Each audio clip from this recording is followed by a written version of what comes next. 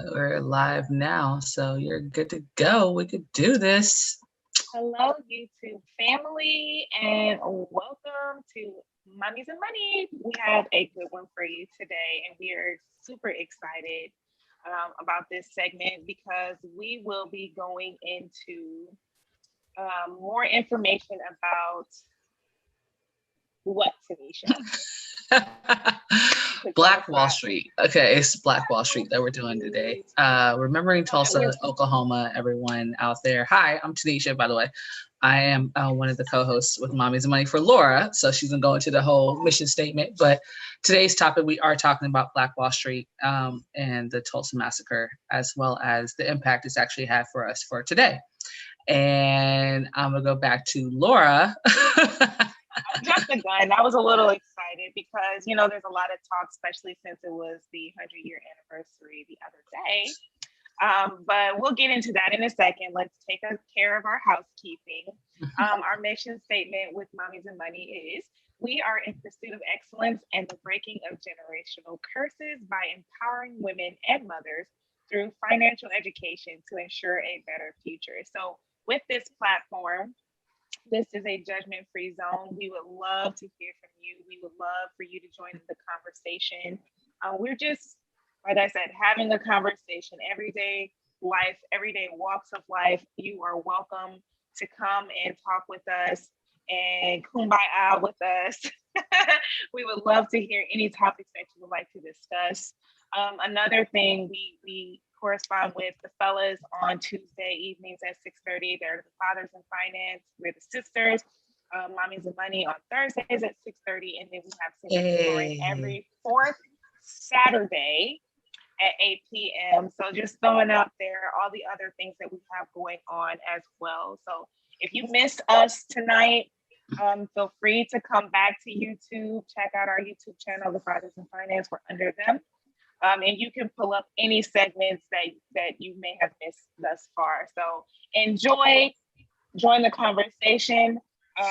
Is there a link below, Tanisha, how they can get in contact with us? Do we post the? I would definitely put a link in for all that, like during the show. So don't worry, it will be there. I promise. Yes, you can get in contact with us by emailing us. We are Phoenix. That's FENIX 2017 at gmail.com. So yes, we would love to hear from you. So now we can go ahead and get it started.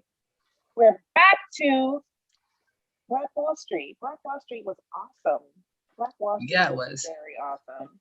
Man, it's weird. It's weird how we just heard about it much more so than when I was actually coming up in school. I'm 36 years old, and I've heard more about Tulsa when I was in my adults, and I heard it in my kids or in my childhood. It's so funny because I actually saw on Good Morning America, we were just talking about this, that there is a documentary, kind of like it's a documentary, but it's kind of like acted out. So it's kind of like a movie that's on the History Channel. I believe it aired already. If not, it's going to air soon. But my mother and I were watching them talk about it on Good Morning America. She goes, I'm 60 something years old and I've never heard about this.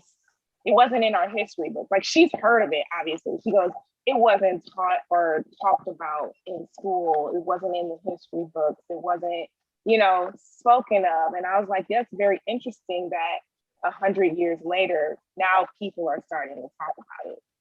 I remember when I first heard about it, I think I was about 18 when I first heard about it, but it was kind of one of those hush, hush, don't talk about this or be secretive because you never know who's, kind of one of those things. But so it showed you roots, but it didn't show you about Tulsa. That's what you're saying.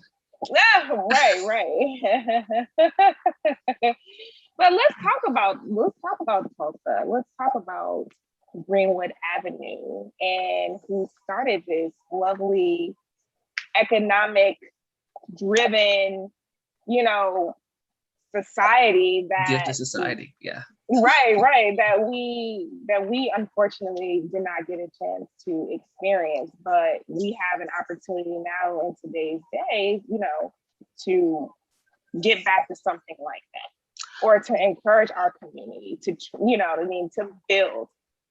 Okay, well, how about this? Let me, I'm gonna try to share this video with everyone so they can kind of get the grasp of what actually happened. Like, it's only from CNBC, so it's not like you're gonna get the whole story. You get the whole story probably from us and Fathers and Finance all together. But I'm gonna share this little story or this little snip from CNBC, and give me a second, and so everyone out there can hear it, see it, smell it, breathe it.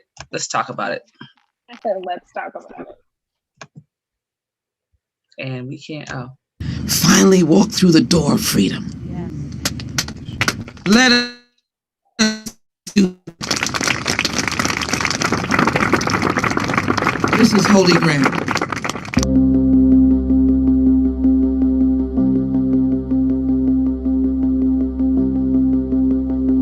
We are here to acknowledge, however, that the vastness of this country has been built by those of us, or the descendants of enslaved Africans. Do not deny us.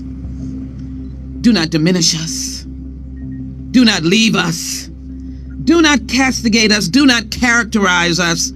From the Mideast to right here in Tulsa, Oklahoma. So on this day, I'm going to utter the word reparations.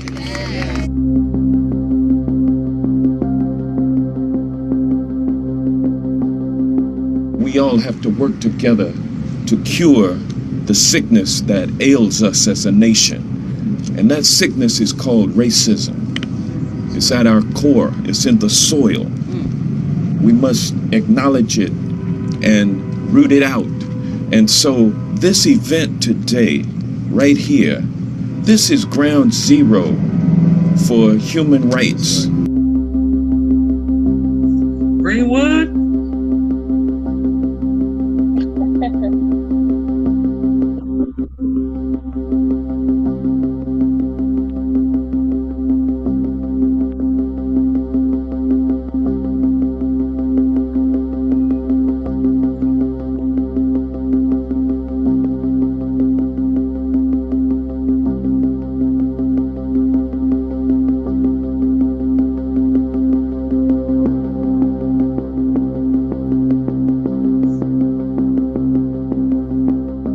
What do you want to come out of this? How should Tulsa own this shame?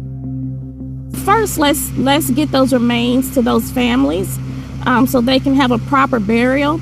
But then this is where the drum roll of justice actually begins. This is extremely important work, I believe. This will help provide some closure for families who lost their loved ones. There will not be closure for the Tulsa Race Massacre for a long time, but I think that this will be a reckoning and this will be a step towards healing and reconciliation.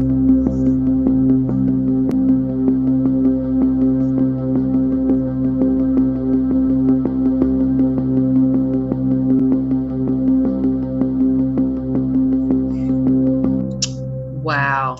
Just wow. That wasn't really too much for everyone out there, but it really, I mean, I'm not going to show you. We already know what actually happened. Like, hopefully everyone knows. So somebody came in named Bob and decided to hate on a whole community that was actually, I think, estimated like 45 acres. Of just thriving Black businesses, and somebody was not okay with that. So if you have paid attention to all the other massacres or riots that happened in the United States that were racially driven, you have realized that it's not it's not an unknown thing. It's happened too many times over again. So Laura, what are your intakes on the massacre? What are your intakes on Black Wall Street? What is going through your head at this point in time that's letting me know how you feel? Because I am a little angry, but I'm angry because I'm not angry for what happened. I'm just angry for where we're at right now. But other than that, go ahead. It is very infuriating. But we wanted to kind of touch on the good, the before the massacre happened, how it prospered and how it began. And I wanted to kind of touch on those things just to shed light on how powerful this society was, how powerful this community was. It was founded by O.W. Gurley in 1906. He purchased 40 acres of land. He was a very wealthy business owner, and he actually started the first business in this particular community. He named this community Greenwood after a community in Mississippi. And he, along with J.B. Stratford, they kind of had like this plan to start like a community of that was made by Blacks for Blacks. And what he would do is he would actually even loan money to Black individuals who wanted to start businesses. And it was said, actually, there was different things that were said about the circulation of money in the community, how it exchanged hands 19 times, how it circulated 30 to 100 times before it even left the community. Those who worked outside of the community brought their money into the community and it circulated there.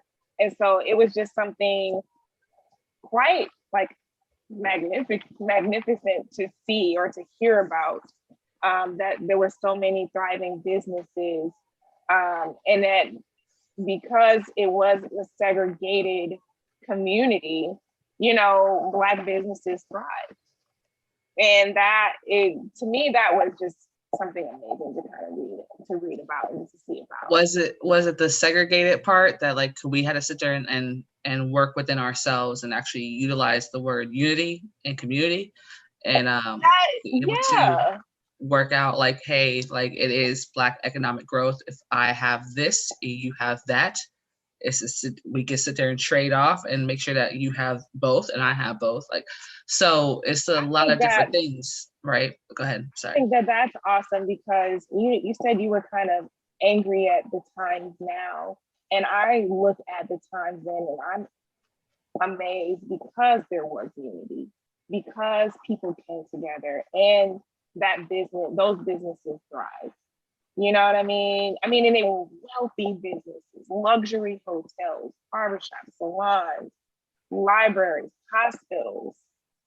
You know what I'm saying? Like stuff like that.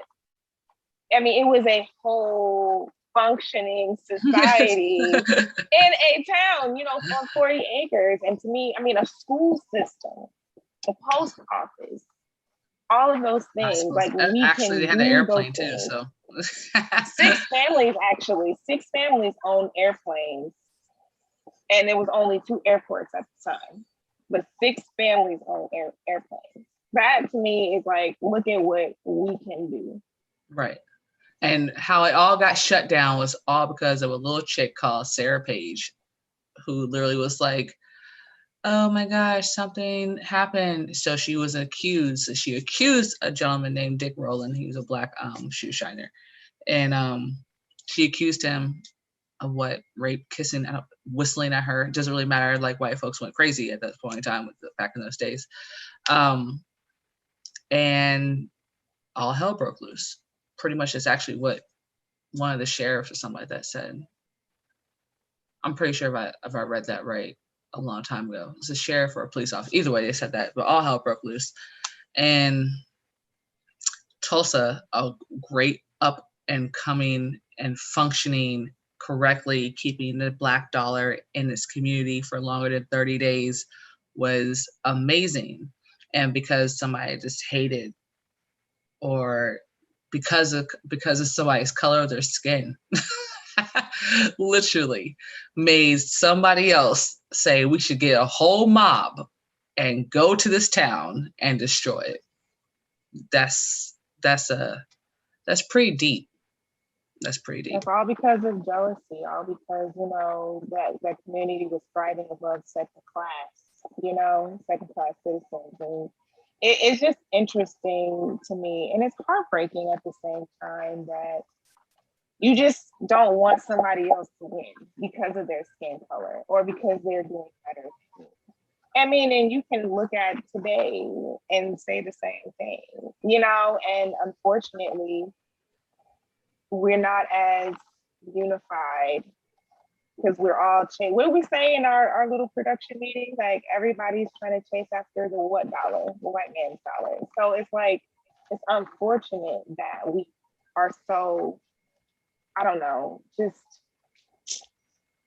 not unified at all. And when you talk about it, it's like, oh, no, you know what I mean? Like it goes in one ear and out the other. Nobody really wants to do anything about it, or they continue to chase money. Money doesn't see color. You know what I mean? Money is just money. It is there, and we place the value on it. And it's unfortunate that we can't come together and thrive. No, it's not unfortunate. We can definitely do it. The issue is what's behind it is fear.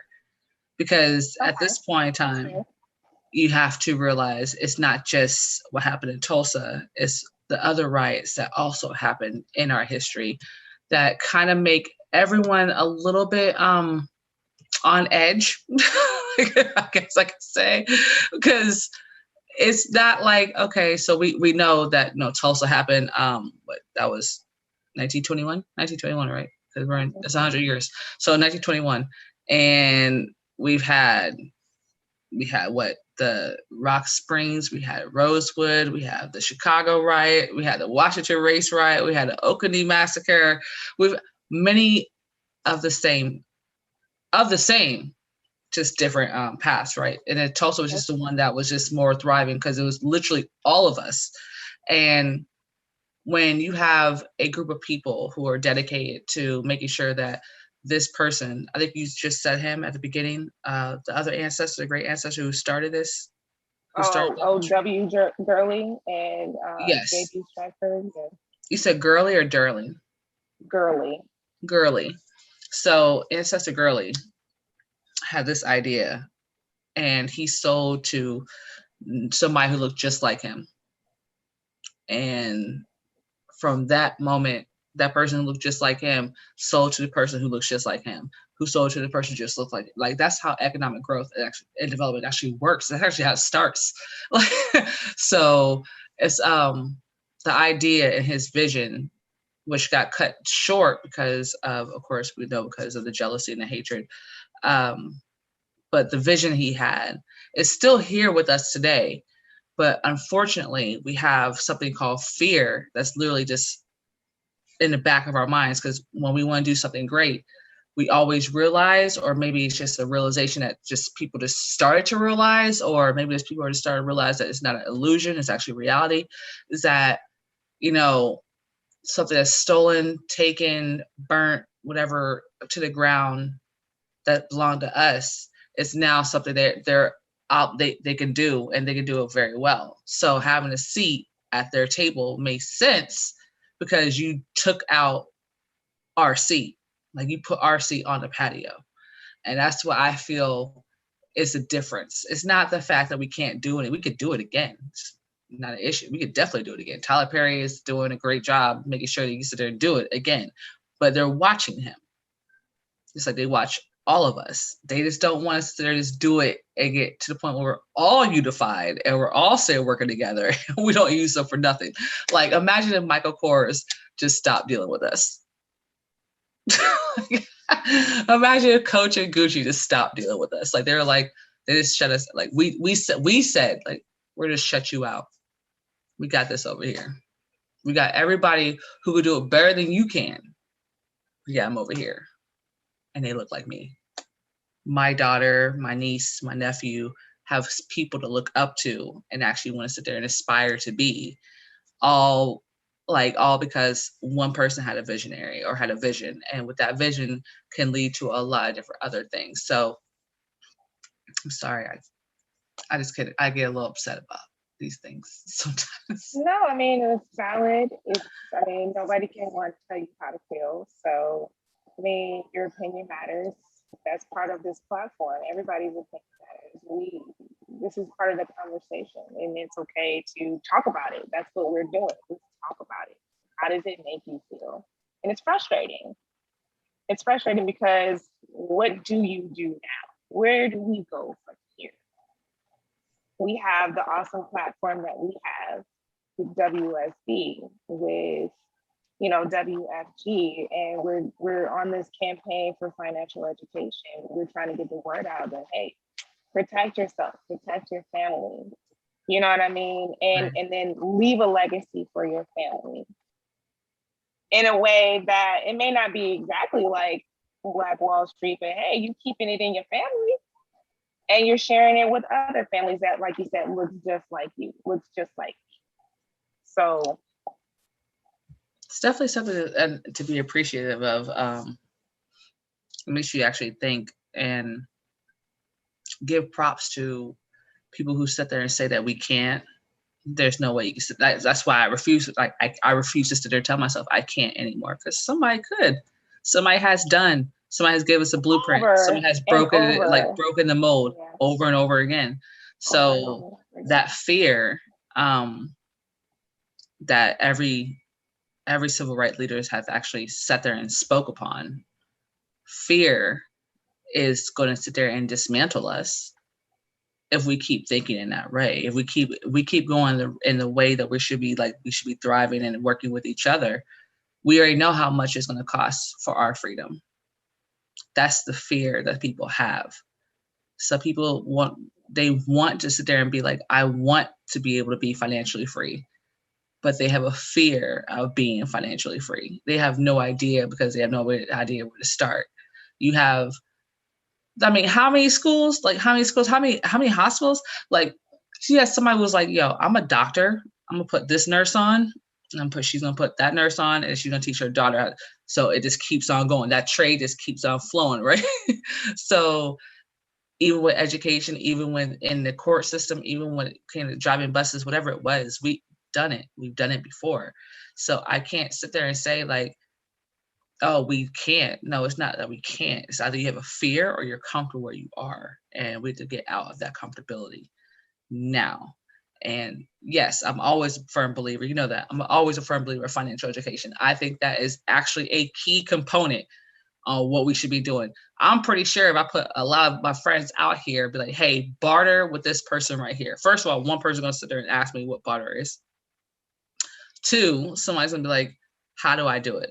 If this person has 3 apples and you have 3 grapes, like 3 bushels of grapes, you're like, okay, and they have 3 bushels of apples. I can't just do separately, but like, I'll give you a bushel, you give me a bushel. So now we have each other. So we can sit there and now I can farm what you gave me, plus you can farm what I gave you. So now you're going to grow both on your land, right? So we can I'm not gonna go deep into that, but what I'm saying is, you can take us there, girl. Go ahead. I was trying.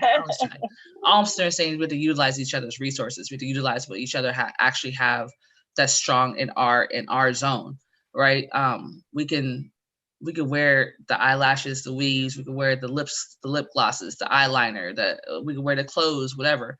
But Black people now have to realize that between what has happened and today, you become liquid.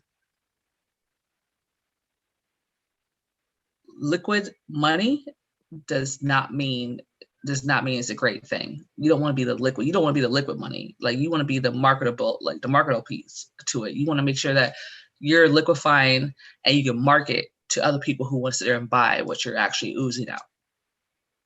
And that's the difference. That's the mindset that we're actually in right now. Tulsa has taught a lot of things, but what it should also teach for every entrepreneur out there is never give up. And you don't know what's going to happen, how you can sit there and change history or change somebody's life. That's it. I think that the conversation is starting to shift, though. I mean, as we remember history like Tulsa and all the other massacres and all of the killings of Blacks, even in today's society, the conversation is shifting. People are starting to wake up. People are starting to be more curious and consciously aware of You know, okay, is this business owned by a Black person, or is this,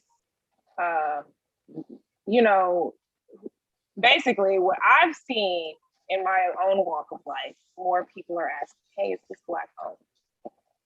You know what I mean? And they're just more aware of that. And so I think what we're doing is, well, I think what's happening is a good thing.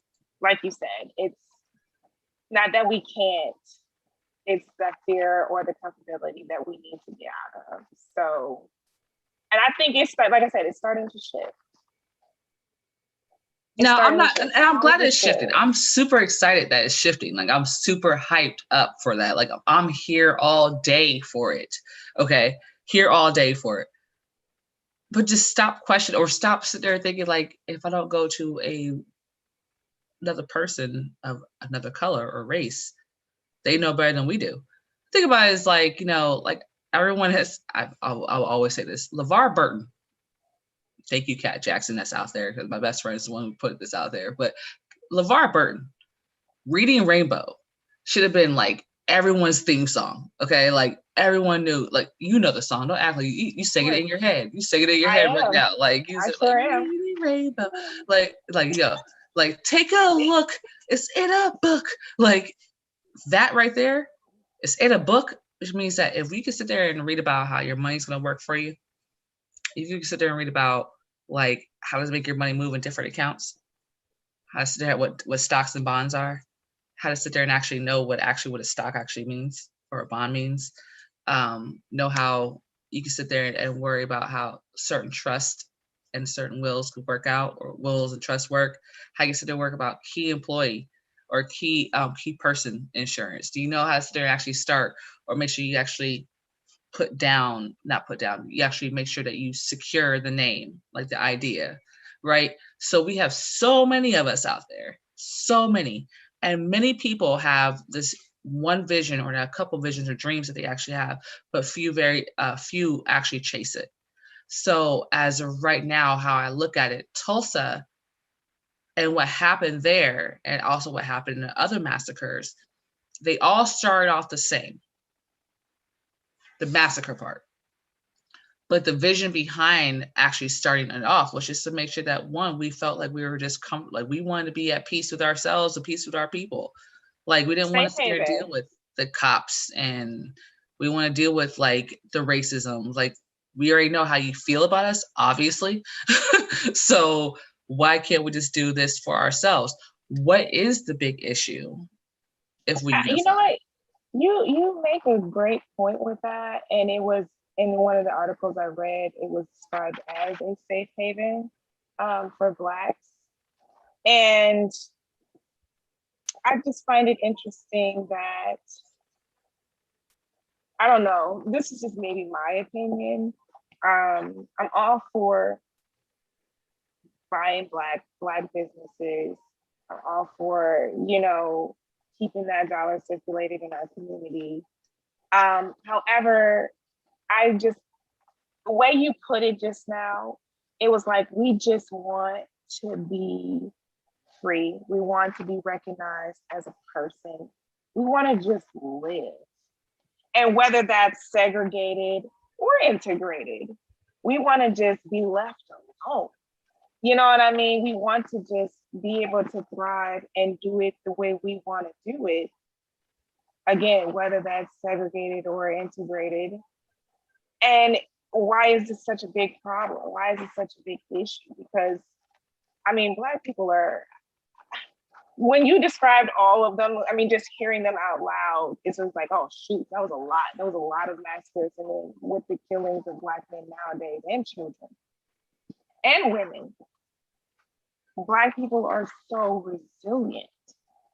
So resilient. And I used to say, like, I just don't understand the hate. I don't understand how wicked, because it is wicked individuals, wicked groups of people, you know what I'm saying, that are doing this. And Black people, or people in general, just want to live, just want to thrive, just want to succeed. And it's just like, I'm not trying to take over what you got going on. I'm not trying to step on your toes. And it's just like, I'm literally just trying to live in this world because I didn't have no control over it. You know what I'm saying? I don't have control over it. I can't turn this off, awesome melanin off, right? I can't do that. I can't. I didn't have any control over how I got here, but I'm here and we all deserve to be able to be at peace, to have those safe havens, to just be able to walk the street. You know what I'm saying? To be able to pass wealth to our families without somebody trying to kill me for it. You know what I'm saying? I completely I agree with you. Like, I hear what you're saying. Like, and what I guess, because the impacts is going on today. Yeah, I know that, like, we all want a seat at a table. I get it. But people have to realize we built the damn table. like, hold on. Before you start going into everything else, we built the table first. So when you realize that within yourself, that we built the table, then you should never have to sit there and question if you could do if so facto or anything, because we know we can, right? There's just a lot of things there's just a lot of tangibles and intangibles that's just holding us back. Yeah. It's different when you know for a fact that if I tell you, Laura, hi, we're here talking about the history of the African American and Black person in the United States. Okay, it started with slavery. That's the history here. That's not the history outside, right? So, okay, history here. Building the White House did that. Okay, so we have people who could do construction. We have people who could sit there and and do some molds. We know we have people who could do some carpentry. Great thing, right? Plumbing, all of that. So we sit there and you have people who sell your grandmother, grandfather, grandbabies, whatever, into slavery, get raped, stole, just the atrocities that actually happened to us as a community. Then you're to sit there and try to tell me that you could do all those things and then back it behind a book that says that that's okay, or thou shalt not steal. Like, it makes out, you're a walking contradiction. That's like, you can't sit there and try to tell me that you're a good wholehearted person and not sit there and think like, why would you do that to a town? Why would you do that to a group of people? Wicked. Several times over again. Now, I'm not sitting there saying the devil is real, right? The devil is very much real. But I've always also asked this question: what was the conversation between God and the devil? That's who was there? And I don't want it written down where we had to sit there, like, because there's different versions of the Bible, people. So just know that. Don't care what religion you are, but just know there's different versions of the Bible. I just want to know what the conversation was between the devil and God. Because at this point in time, the evil impacts that have actually happened to us as a people. And for somebody to sit there and try to tell me that never happened, or I don't understand why that happened, or like, I can't, that couldn't be my grandfather, he would never do something of that sort. How would you know what was going through that person's head at that time? Right. When you're trying to be superior and beat someone, your whole goal is to break them down as a human being. Break them, right. Which we're not. We are human. This is just a shell, but we are much bigger than just human beings. But what I'm saying is, when you want to sit there and break someone's spirit down, you do everything that you possibly can, which is what? Some devilish type things. That's an evil situation to have in a mindset, for you to sit there and think that hard about it to make sure you destroy another race. That's me and how I feel. Now, right now, in 2021, yes, we have to do a damn better job of making sure we just have the basics when it comes to just money management. I understand that. There's been too many stories of every celebrity or athlete or known public figure that just missed out on one thing that could have brought their family greatness in the future. Greatness. I'm not sitting there saying this one, it's greatness, right? Having a seat at the table when we built it, I shouldn't have to have a seat. My seat should be preoccupied. Like I'm right here. Like my niece or somebody is sitting in that seat, just holding it, make sure it's warm for me. But instead, we're there like, okay, it's cool. Let me just make sure that what you're telling me, Tanisha, is I should do 1, 2, and 3. But let me go ahead and double check with this person named Richard Dreas or something like that, because he's a white guy who's also been in the same industry that you were in. And I'm gonna ask him the same questions and have the same answers, but you question me as if I was lying to you. So we have 1, we hurt each other. 2, we have somebody who wants to hurt us. Who do you believe? We're in the middle somewhere. And until you figure out that you can get yourself out the middle and actually look at the bigger picture and realize that what we are actually about and how we actually built that table, then you have to sit there and question it. You have to go to anybody else. But you might want to question, like, let's just say you went to Anita and you had Thomasina, right?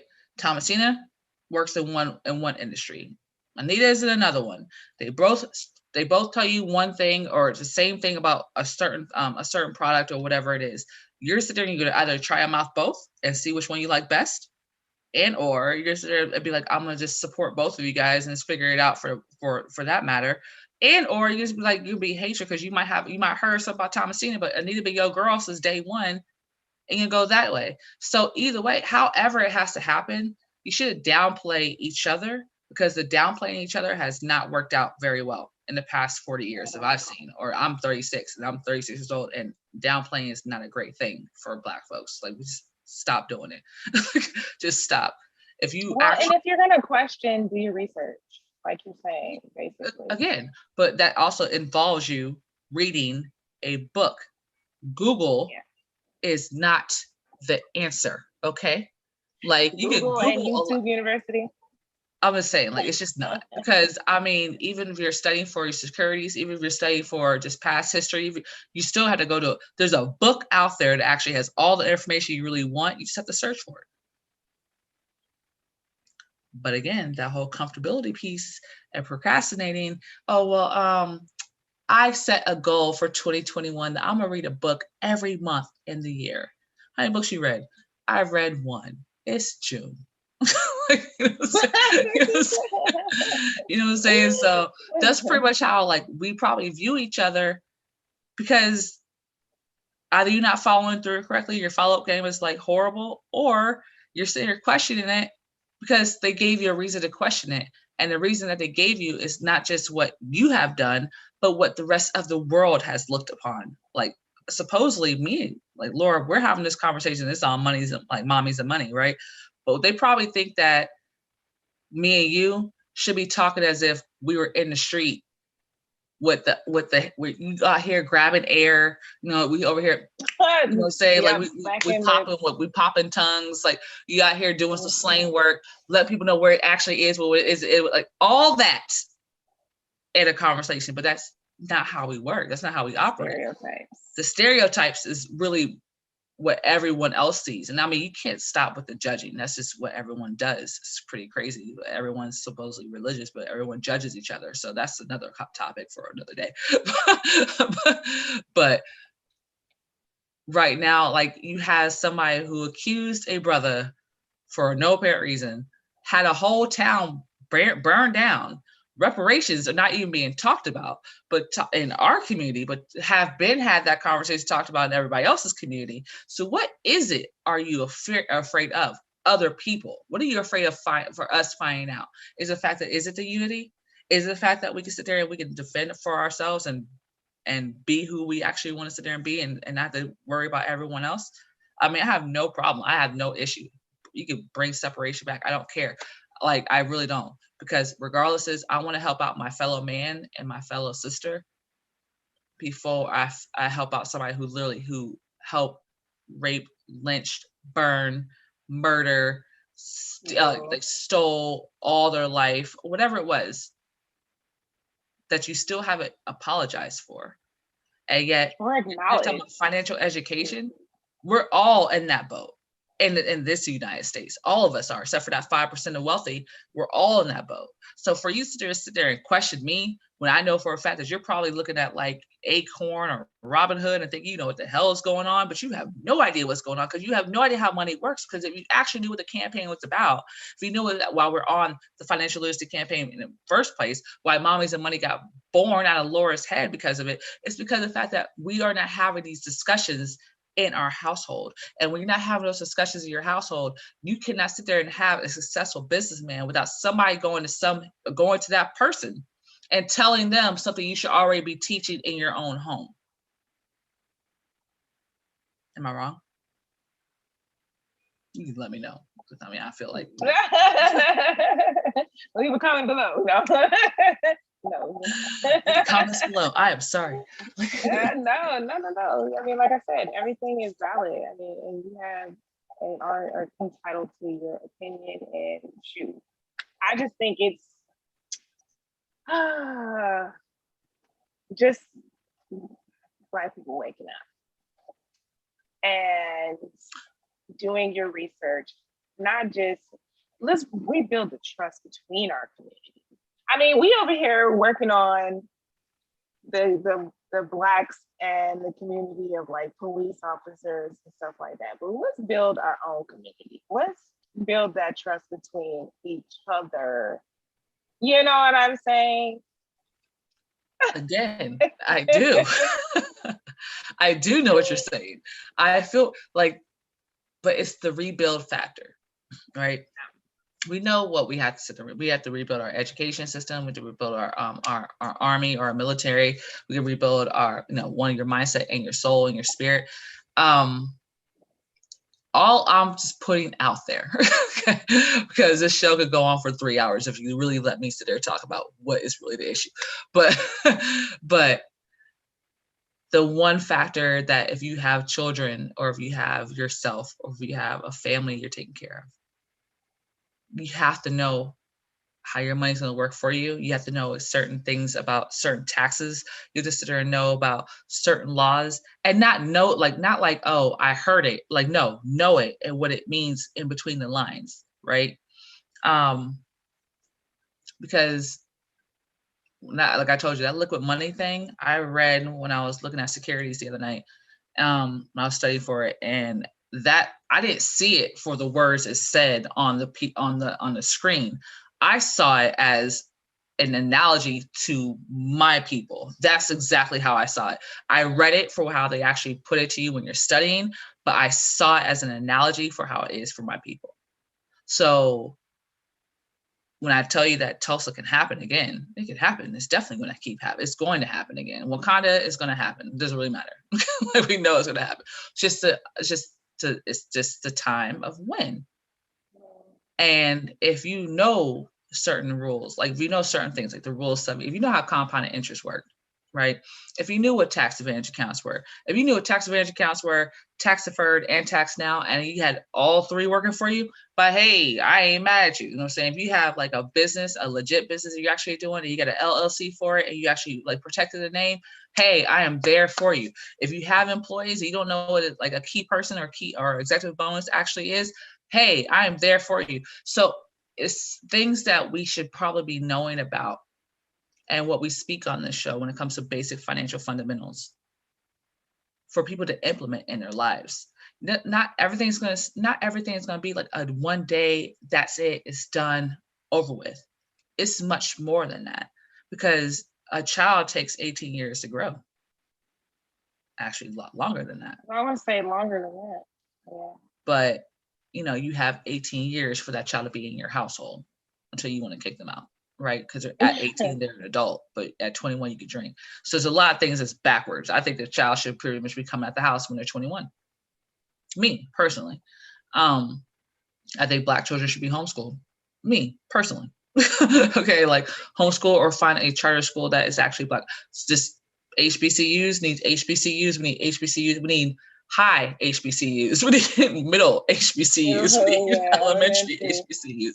So we have like all aspects taken care of, because there's some things that I tell people, like history and literature is pretty much always written with somebody who had a victory. So the story is not always going to tell both sides. It's going to tell either one side, and it might tell the other side, or tell you some of the other side. Paint the other side as bad. Right. So when Tulsa came out, like you sat there and said earlier, when Tulsa came out, no one knew. I didn't hear about Tulsa till after high school. No, I heard about it in college, but after high school. I was like 18 or 19. So y'all could sit there and show me roots,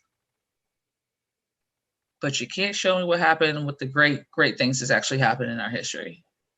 You can sit there and show me the bad, but refuse to sit there and show me the good.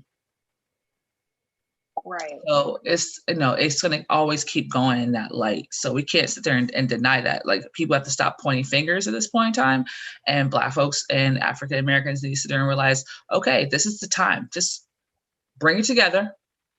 Who's good at what? Now we can sit there and do we can do what's the word? It's SUBSIDAADARY. Subsidiary. I can't say it. Subsidiaries. Like, wait, what did you say? Why could I spell it? But I couldn't say it. But like subsidiary. So now we have little small groups, right? So you have little small groups, and the little small groups are sitting there. One could take care of the hospitals. One could take care of the education. One could sit there and take care of the judicial. One could sit there and take care of the transportation. Now everyone's on the same page. Like, it's crazy how I can sit there and think about this in my head. And there's other like minds out there that are also thinking the same exact thing. But again, like I told you, that fear factor is a big thing for us. Like, it shouldn't be like I have to sit there and pull arms, legs, and teeth out to talk to you about the basic need of insurance, which is for your life. It's your life. Your car is not your life. Your phone is not your life. Your mortgage is not your life. Your life is your life. Okay, like there's no coming back from that. Like you only get one. You only get one. You get 4 or 5 phones. You get 3 or 4 cars. You get one life. So if I'm talking to you about insurance and you're sitting here trying to put me off, or you're putting yourself off, or like not you, but like putting Laura off or putting anyone off, who's to just try to tell you the one basic you should probably have, because all of them go into investments, debt management, securities, like stocks, bonds, they all go into a good, if you talk to me or Laura or somebody from Mommies and Money, or from the production company, or not the production, from Fathers&Finances or Singles and Soaring, we're talking to you about the whole shebang, the royal flush. We can get a little bit of this, that, and a protection piece. So why would you not? But you have no idea, because we have people still thinking that whole life is an amazing situation. We have people who sit there and the thing is, their whole lives. Don't wait until retirement age. A lot of people, and we've said this before on this platform, you wait until you reach retirement, or you wait until you're like 45, 50 years old, and that's when you want to start thinking about it. But at that point, what kind of illness do you have? What kind of diseases are you dealing with? What kind of illnesses are you dealing with? Question. What are you doing about those illnesses? Because health does equal wealth. So just give you guys a heads up out there. Like, Laura's all 36 years old. Looks like she's damn near 25. So like, just let me know, like, things that you do. Yes. There's somebody in my high school class right now, class of 2003, who looks like she's damn near 55. Mm-hmm. I swear to you, okay? Like, swear to you. Like, I was like, God, dang, dude, what happened? But at the same time, like, she's probably did half the stuff that we're sitting here talking to you guys about. We're sitting here talking to you guys about on every show. She's done. Like, so it's like already, it's not even a question in their minds. It's just in our minds. It's just in our mindset. Our mindset is just completely out of whack, because you want to sit there, you want to talk about like Bitcoin, but you don't have anything underneath those pillars, underneath investments. Because if you just happen to leave tomorrow, what will happen to that investment? If somebody out there is actually watching this, I want this question to be answered, and I'm being so sincere. No issue with the crypto coin. I have no issue with it at all. Just what happens to it if you die? Answer that question for me. And I don't know. I'm not going to do the research about cryptocurrency at this point in time. Not right now. Maybe later, but not right now. But if you are into that cryptocurrency, let me know What happens to that wallet if something happened to you tomorrow?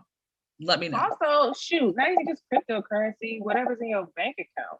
Yeah, but Those that's of you not who like, just have a again, bank account. wills and trusts go into that. If they haven't gotten to that part, they're not going to get to the wills and trusts. No, there's But different no, steps. let me tell This is you why we this, have the though. show. Because I have a relative who said, I don't care after I die what happens to all my stuff. It's like, what? You know what I mean? Like, you don't care what your family, what you pass along to your family. That's a mindset we got to get out of as well. Right. Well, Okay, I just don't care. You know, this family like, member that you have, though, this family member that you have, right, who said he doesn't care about what happens to his stuff when he's gone. Does he have kids? oh yes, and grandkids. And grandkids. So there's two. Okay. Wife? No, not anymore. No. Okay. So no wife. But regardless, is where's the legacy at? Right here, right? This little grandkids and children. So, and whatever you had, Dad, house, cars, bank accounts, 401ks, if you had a pension, okay, Roth IRAs, whatever, those are transferable just through a document, right? Will or a trust. Actually, more the trust, but that kind of solidifies it. But the will lets them know that you want it to be transferred to them. Why hasn't that been done yet? And what is the mindset behind the reason why he feels that he doesn't care where his stuff goes? So he just worked hard all his life for what? My thing is, like we say, it starts with a conversation. You know, you go to someone in another community and they, oh yeah, I knew about that. Oh yeah, I got that. I got this. I got that. And then you go to, for example, someone in our community. They're like, oh, what's that? And then when you explain or try to educate, I don't know, I'll think about it. And then next thing you know, you're gonna be 50, 55, 60 years old. And then when you have the opportunity, you let it pass by you. Okay. So Laura, conversation when you're younger. Laura, my question to you is, like, you have a son, right? You're big on family. You're very, like, you can't say no, because I already know that you're a family-oriented woman. So what steps have you already taken, and what steps do you want to do and keep going into that direction when it comes to generational wealth and generational wealth building in your family? As far as what, getting coverage, getting protection for my family? I mean, no, like literally just give me the whole shebang picture. Like, I want to hear the dream of what you see for your family outside of yourself, because you're starting it. But like for your son, your future grandbabies, your like literally your future great grandbabies, what do you see for yourself? For myself, well, I mean, I obviously see myself being a wealthy person, and then eventually when I do go, I see that wealth being passed down to my son. And if he decides he wants to have a family, not just even my son, but others in my family. It's not just my direct family, but everybody. I'm that type. If I got it, I'm going to give to everybody that I possibly can. And so that's the type of legacy that I want to leave behind. I want to be able to protect myself if something were to happen prematurely. And then I would want my son to be taken care of if something were to happen to both my husband and myself, or even my mother. You know what I'm saying? Like, I want everybody to be aware of the things that they can do in order to be protected, and in order to pass down those things that they've worked all their lives for. But I want them to know about it sooner than later. I want it to be a part of the conversation. So what I do with my son now, we talk about money. We talk about being a good steward. We talk about history. You know what I'm saying? And I want him growing up being familiar with that type of language, so that when he is an adult and able to make his decisions on his own, it's not going to be one of those things that he can get duped over. Right. You know what I mean? He won't fall for the okie doke or be bamboozled by information, because he's going to know it. He's going to know the difference between tax now, tax later, tax advantage. You know, he's going to know the difference between the will and the trust. He's going to have his IUL set up to where he can become his own bank. You know what I mean? He's going to have living benefits. So, you know, that is the type of legacy that I want to leave for him. So okay. I don't know if that answers your question. No, it answers the question. I'm glad. All I wanted to just get, it was just, you know, your point of view and your perspective of what you see for your family and what you want to see within your family, and what you pretty much described in every aspect of every word that came out of your mouth was longevity and a legacy. It's not going to just stop with just Aaron. You want us to keep on going. You want to also bless others in your family, right? So if you're in that mindset and you have to sit there and look at what has been done with Tulsa, with Rosewood, there's thousands of them. But yeah. If you want to sit there, like it took, like I said, one person to have that one vision, right? So you already knowing certain basic principles and certain things that you're going to implement, and you already implemented in your life, it's going to sit there and be now in your child's life. So now it's not you, like that one conversation about him having his own bank. He's going to sit there and make sure that he's going to talk to whoever he decides to bear the same exact way. And then whenever they bear the same exact way. So just be able to know how to sit there and manage your accounts and manage your money, and know the fact that like what actually makes your money work for you while you sit there and do whatever career you want. Because Aaron if he wants to be an astrophysicist, hey, by all means, be an astrophysicist. Just know how your money's going to work for you. Right? Just know how, what you want, just know how it's going to work for you. Right. So, you know, what we have learned and the impacts that we have today, I would say that from 100 years ago to now, there's a lot of, actually, I already said it, it's just fear. We have a lot of people who are successful, and there's a lot of Black people who are successful, but they're not thinking about the community first. They're thinking about themselves. Like you did sit there and say, like, I want to make a lot of money, which is fine. You can make a lot of money. You can be a millionaire you can be a billionaire for all I care. It's what you do with that. Because we all know you can't take money with you when you die. Right? All you sit there and do is just pass on and build upon it. So if it does, you know, if the US dollar does fail at one point in time, or it becomes weaker than it is, and we have to deal with somebody else's foreign dollar, they still have to know how money works, right? So you being in this campaign, you've already realized, you've seen 1, 2, and 3. You've seen steps. Like you're like, all right, cool. I already know what conversation I can have with my son. Great. I know what kind of conversation I can have with my best friend if she wants to sit there and talk about some things. Cool. I know what kind of conversation. That's the starting point, because that all had us there go back into what we've already done. The blueprint's already been put out for us. Now we're trying to execute it, and we're executing in the way of, we have fear, propaganda, the rest of the world, all against us, and rooting for nothing, while we protest in silence and make sure that we let everybody know we're coming as peaceful people. We are a peaceful people. We're very peaceful people. So when is it going to realize that my kids, my family, myself is my peace? I'm going to fight for my peace, just like you fight for yours. So that's just where I'm at with that. And I love it.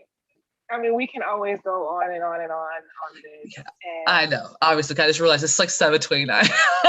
Is it really? Oh my gosh, it sure is. Well, as we wrap up, we like to give our awesome Black History fun fact. And this young lady was actually quite amazing, as we are talking about Greenwood Ave. This lady here, let me just pull her up and talk about her a little bit. Give me 1 second while I share my screen. Not a problem. Everyone out there that's in this world, or in the YouTube world, and you stumble upon this video, just know that, hey, there's no hate that I preach. I have nothing but love in my heart. We all do.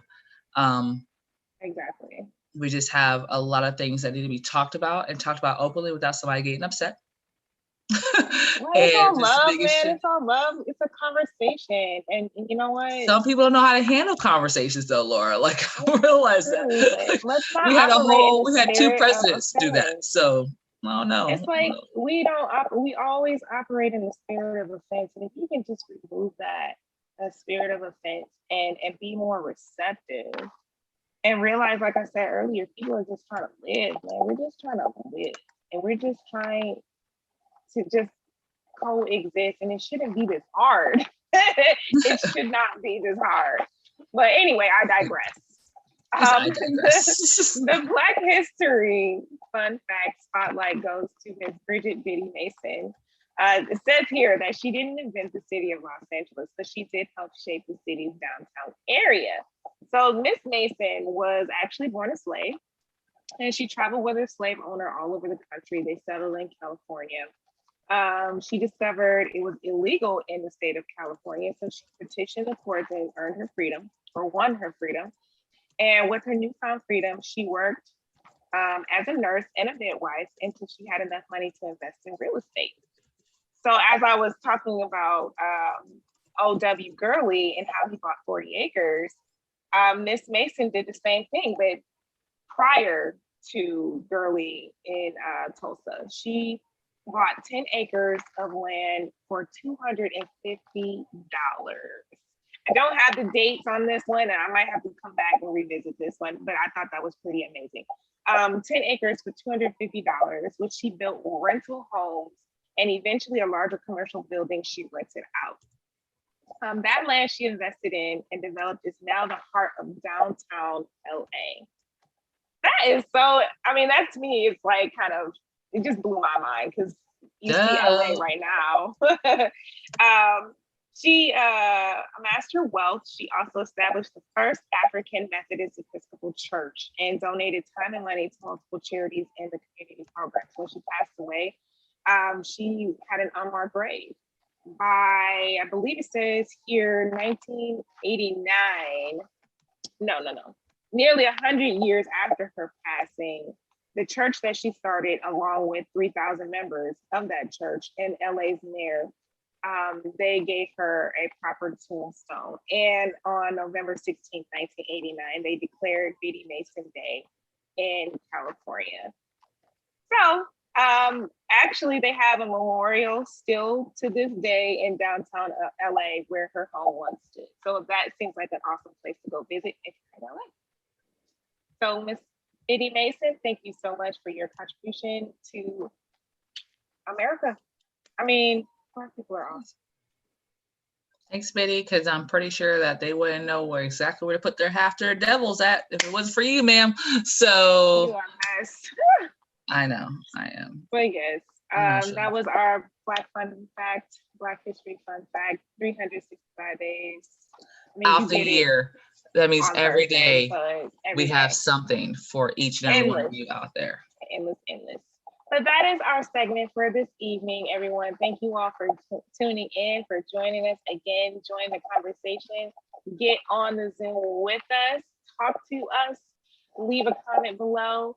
Email us. Again, that is wearephoenix, FENIX2017 @gmail.com. And we love to hear from you and we love to see you. Again, join us next week, 6:30 p.m. on Thursday. Join Fathers and Finance on Tuesday at 6:30 and Singles and Soaring 4th Saturday at 8 p.m. So we want to see you guys. We're looking forward to you. Subscribe to our YouTube channel, like this video, and share. Spread the word. Become a part of our platform. Join the campaign, and let's talk about financial freedom, everybody. So good night. That is our show, and we love you. Bye. Bye.